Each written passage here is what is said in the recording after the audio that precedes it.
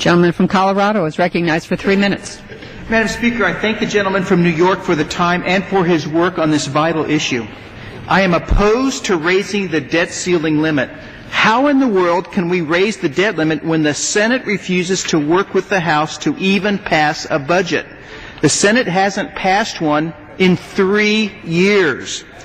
No one would walk into a bank and ask for a loan without a plan on how they would spend that money and pay it back. So why is it okay for the federal government to operate that way? It's not.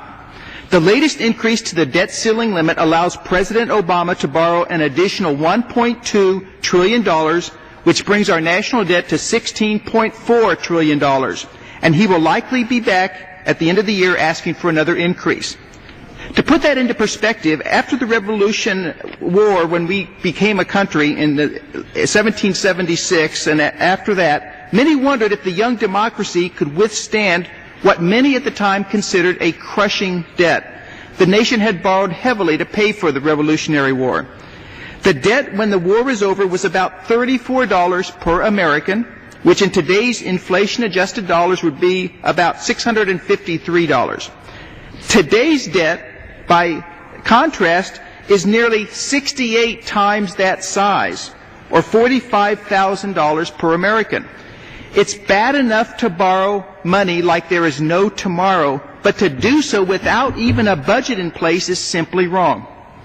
Today, I have introduced a bill to stop this madness. The Budget Before Borrowing Act, H.R. 3778, is a straightforward, no-gimmicks approach to spending money.